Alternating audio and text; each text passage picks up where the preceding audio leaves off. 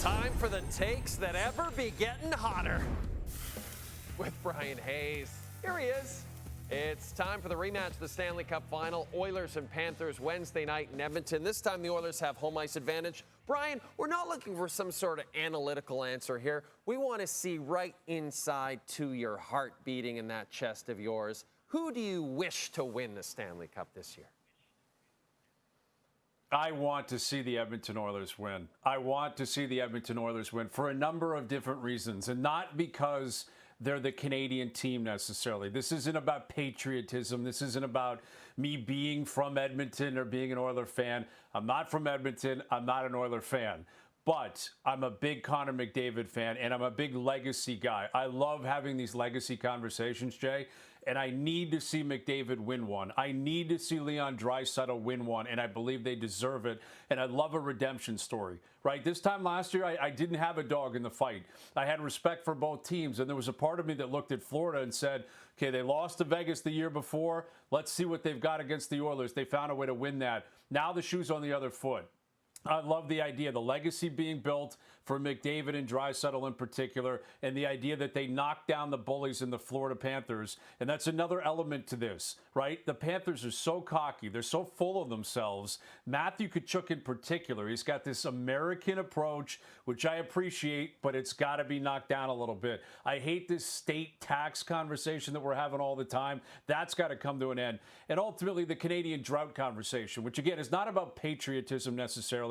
It's just been bothersome, right? Every single year for 30 years, Canadians collectively say, do we think any of our teams can find a way to win? And then when they don't, we have to have this full synopsis as to why it can't happen or why it didn't happen or why teams like Florida or teams that play in the state of Florida or in the state of Texas or Tennessee or wherever it happens to be in the whole state tax thing continues to come up. So I want that to be abolished. I want it to be over with at least for a week or two before we get back to free agency in early July. So I'm rooting for Edmonton almost as much as I'm simply rooting against the Florida Panthers. And speaking of the Florida Panthers, when they won the Cup last year, Bryan, Connor McDavid famously won the Conn Smythe Trophy despite the fact the Oilers didn't win the Cup.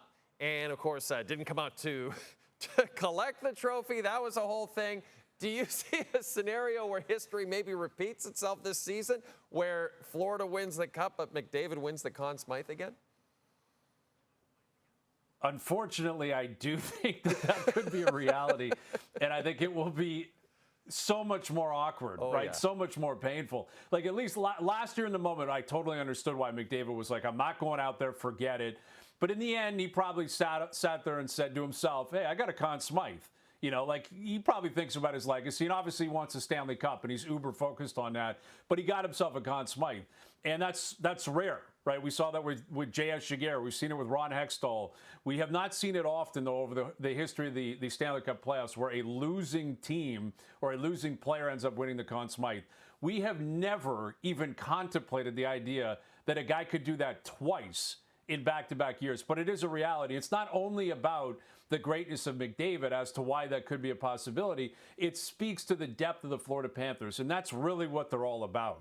Like I just said a moment ago, I'm rooting against them, and they're this villain-like team, and they're loud, and they're brash, and they try to take a piece of you. I respect it greatly. I respect it, and I respect the way they're built. Bill Zito, the GM down there, and his staff have done simply a phenomenal job, and they have basically 3 first lines. Like their third line with Anton Lundell and Marchand, that's a first line the way they've been producing. Their top 4 defense is stacked. They've got Bob and net. I don't know who would win the Conn Smythe. Really, I don't. As of now, I guess you could look at Bobrovsky, and I could picture a scenario where he plays himself into that definitively. Sasha Barkov has had a very good playoff run. Brad Marchand's been very good. Sam Bennett's scoring a lot of goals. But the fact that we can't pinpoint anybody, and we're on the eve of the Stanley Cup playoffs or Stanley Cup final, and I don't know who would be the favorite or if there ever will be a true favorite, speaks to the depth, speaks to the greatness, speaks to why this is going to be so tough for McDavid to win the Stanley Cup. I hope he does, and then he wins the Conn Smythe. But the truth of the matter is, Florida may win it, and McDavid might have to contemplate skating back out in a losing manner this time. Oh, man, that would indeed be awkward. Let's move on to a great Canadian, Shai Gilgeous-Alexander. What a story. Just won Western Conference Finals MVP. He's already been named NBA MVP this season. He's on the verge of a potential first NBA title. He's on the verge of a potential NBA Finals MVP. Let's just say, Bryan Hayes, for fun here, that he wins all of that, that the Thunder win the title, he wins everything. Where would you rank his season all time, not just for basketball players, but by any Canadian athlete ever? Oh, I think it skyrockets up the list. And I think that's what's important to point out, Jay, because I'm sure you're like me, two Canadians, middle-aged Canadian guys who love sports. And throughout my lifetime, when I have talked about all-time great Canadian athletes, specifically in North American team sports or individual sports, it has always come with the distinction non-hockey player, non-hockey season, right? That has always been the case. And there are great, great players like Steve Nash, obviously as a Canadian basketball player who won 2 MVPs. We've had great baseball players who have won MVPs, and Larry Walker and Justin Morneau and Joey Votto. We've had obviously great individual athletes like Mike Weir and Bianca Andreescu winning Grand Slams. Villeneuve is a name that rings out throughout the world in terms of a great Canadian that has had very successful years at different tournaments or different events. But it's always come with the distinction or the asterisk, wow, what a great Canadian that is, or what an unbelievable season by a Canadian, but it can't match the hockey players. Well, this can. What Shai's doing right now, we're talking Gretzky, Lemieux, Bobby Orr. Maybe you can find one or two other seasons, but that's where Shai is. Like if Connor McDavid wins the Conn Smythe in the Cup this year, he's still not going to match what Shai's done. Connor McDavid didn't win the MVP this year. He didn't win the Hart Trophy. He didn't lead the league in scoring, right? You look at what other great athletes have done in the past. Sidney Crosby, he's won it all. He's never had a season like Shai is about to have, because I do think Oklahoma City's going to win the NBA Finals and win the NBA championship. And I think when that happens, he's going to win Finals MVP. So he's going to have the regular season MVP, the regular season scoring title. He's going to have the Western Final MVP, the Magic Johnson Trophy, Finals MVP, and championship. That's Gretzky, Lemieux, or Gilgeous-Alexander.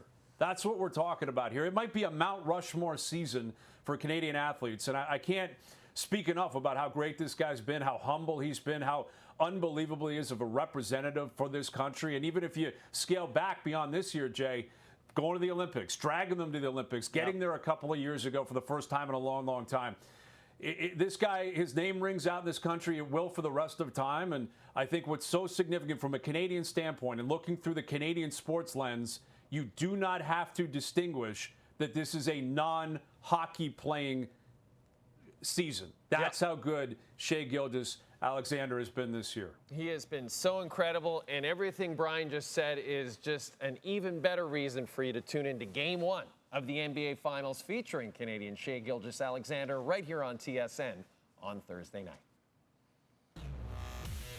Hot Takes is presented by Harvey's. Customize your burger and get it delivered from our app to your door. Harvey's, it's a beautiful thing.